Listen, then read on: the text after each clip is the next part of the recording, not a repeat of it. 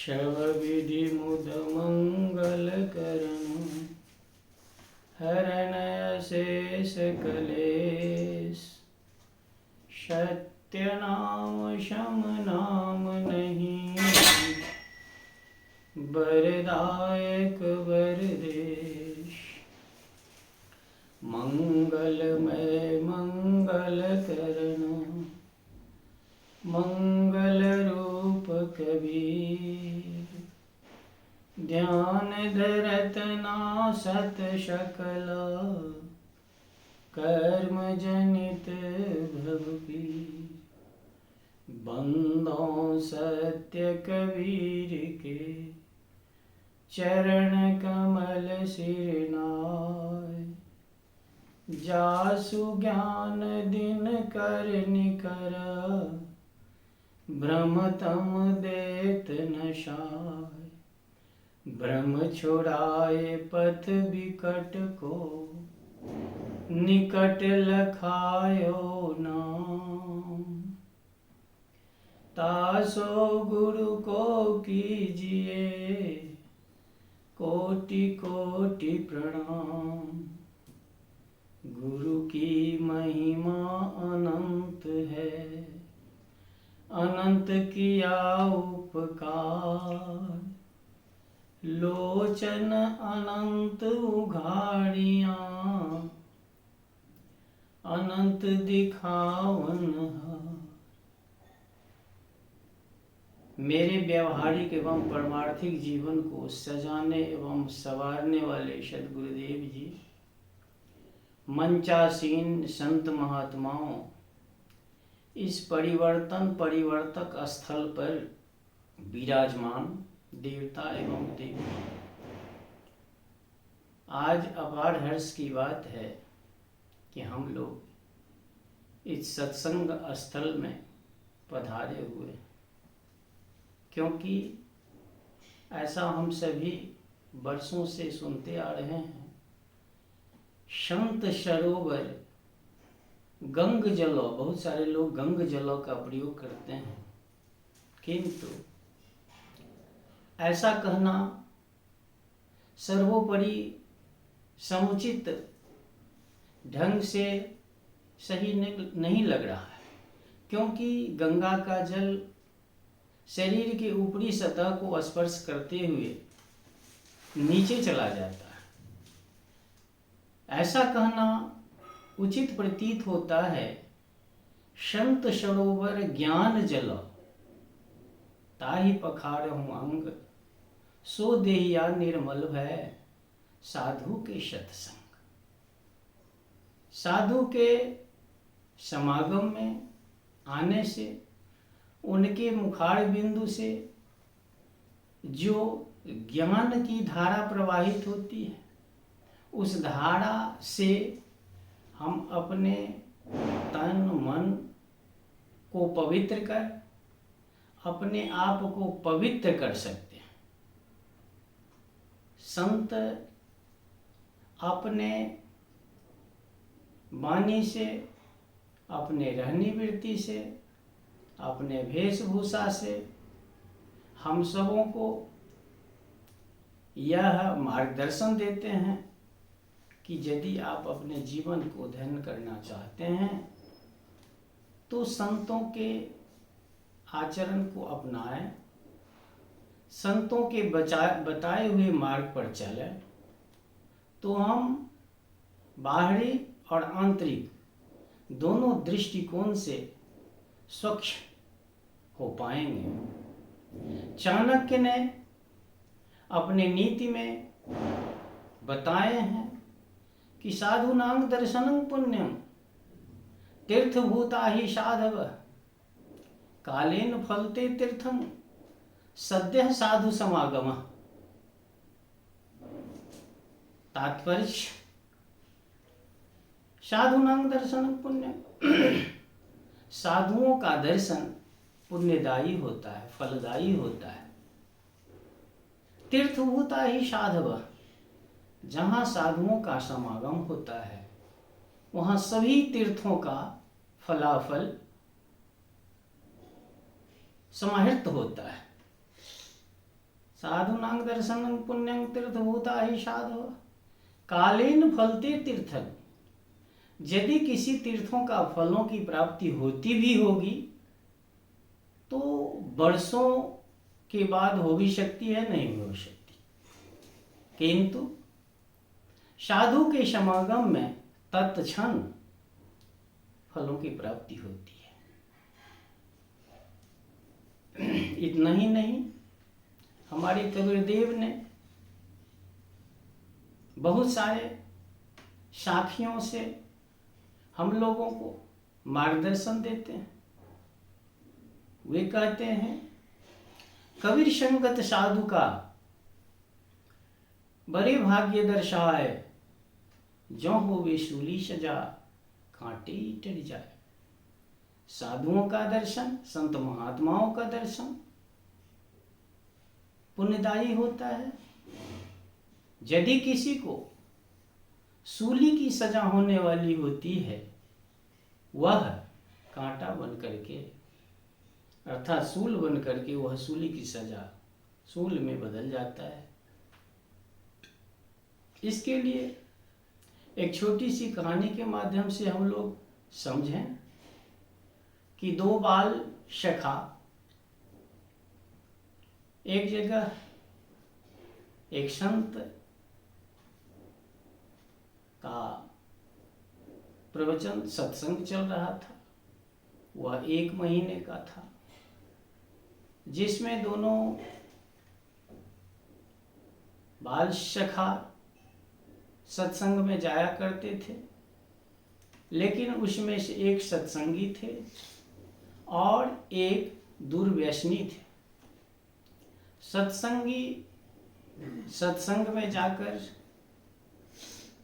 और वापस आते, कुसंगी कुसंग में चले जाते थे। एवं प्रकारेण 29 दिनों तक ऐसा ही हुआ। 30वें दिन सत्संगी सत्संग में गया, कुसंगी कुसंग में चला गया। जहां कुसंगी निर्दिष्ट स्थान पर जाता था, वहां उस कुसंग में उसे उस रोज स्वार्थ की सिद्धि नहीं हो पाई। उदास होकर घर लौट गया और घर के बगल एक पेड़ के नजदीक उदास होकर मिट्टी खोदने लगा। मिट्टी खोदते खोदते कुछ गहराई में गया तो उसे एक घड़ा मिली। जिस घड़ा को बाहर निकालने के बाद उसको खोला तो उसमें देख रहा कि एक स्वर्ण सिक्का घड़ा के ऊपर में रखा हुआ और शेष मिट्टी है। अब वह सोने का सिक्का लेकर के उछल कूद रहा है, अपने मित्रों का इंतजार कर रहा है, जो मित्र सत्संग में जाया करता था। वह शाम में लौटा सत्संग से, झाड़ी होकर के गुजरना पड़ता था। उसी रास्ते में सूल गिर गया, जिससे बहुत पीड़ा का अनुभव करते हुए रास्ते से गुजर रहा था। आंख से आंसू गिर रही थी और कष्ट से कड़ा रहा था। आते आते जब दोस्तों से मुलाकात हुई तो दोस्त ने पूछा, दोस्त क्या हो गया, तुम तो सत्संग में जाया करता था, फिर रो क्यों रहे हो? दोस्त ने कहा, दोस्त मेरे पाँव में शूल गिर गया है, जिसके कारण मुझे बहुत कष्ट हो रहा है। तो उस कुसंगी ने कहा, अब बताओ तू अच्छा कि मैं अच्छा? मैं कुसंग में जाया करता था, फिर भी मुझे एक स्वर्ण सिक्का मिला, और तू सत्संग में जाया करता था, तुम्हें सूल कर गया। सत्संगी उदास हो गया, कहा खैर ठीक है यार, इसका निराकरण हम तुमसे नहीं हो पाएगा। कल हम लोग फिर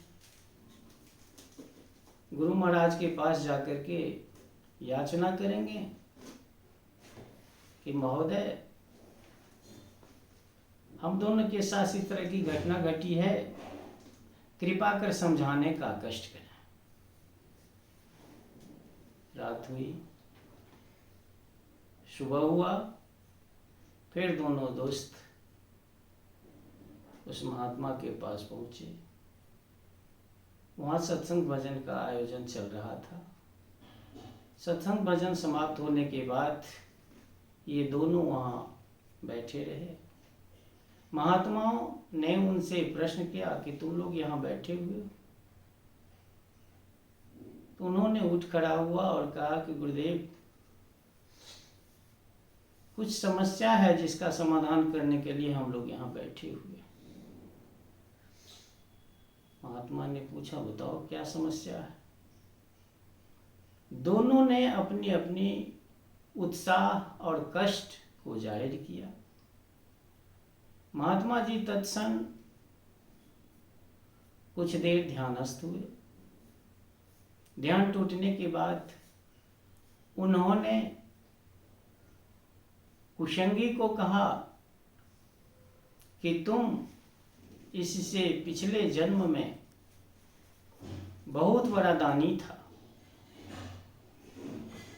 तो उन्होंने बहुत सारे स्वर्ण दान किया था, गोदान किया था, वस्त्र दान किया था, अन्नदान किया था, जिसके कारण इस जन्म में तुम्हारे लिए एक घड़ा स्वर्ण सिक्का बन करके तैयार था, जो इस जन्म में तुम्हें एक घड़ा स्वर्ण सिक्का मिलता। लेकिन तुमने जितने दिनों तक कुसंग में गया, एक एक सिक्का, स्वर्ण सिक्का मिट्टी बनता चला गया। एक दिन कुसंग से बचा, इसलिए एक स्वर्ण सिक्का तुम्हारे लिए बाकी रह गया। तुम्हारे स्वर्ण सिक्का मिलने का यही फलाफल है। और जिसे शूल कर गया था, उनके बारे में महात्मा जी ने बताया कि तुम भी इससे पिछले जन्म में बहुत बड़ा राजा था, लेकिन तुमने क्रूर राजा था, अत्याचारी राजा था। तुम्हारे हाथों से बहुत सारे लोगों का कत्लेआम हुआ था। तुमने आतंक मचा दिया था अपने शासन काल में, जिसके कारण इस जन्म में तुम्हें इसी एक महीना के दौरान तू जघन्य अपराध करता और तुम्हें फांसी की सजा हो जाती। जो फांसी की सजा इस सत्संग के परिणाम में, वह फांसी की सजा सूल बन करके तुम्हें टल गया, नहीं तो तुम्हें मृत्यु दंड होना था। और इस तरह कबीर देव ने साखी के माध्यम से हम लोगों को सतर्क सचेत करते हैं कि जहाँ कहीं भी साधु संगति हो, संत महात्माओं का प्रवचन चलता हो, उसमें शरीक होना अपने जीवन को धन्य करना होता है। क्योंकि हम लोग दिनानुदिन ढेर सारी गलतियों को करते आ रहे हैं, जिस गलतियों का सफाया उस सत्संग में जाने के बाद ही होता है। और हम अपने जीवन को जीने के लिए मार्ग प्रशस्त कर सकते हैं। श्री कबीर साहब ने कहे हैं, कबीर दर्शन साधु का बड़े भाग्य दर्शाए, जो हो वे शूली सजा कांटे ईटरी जाए।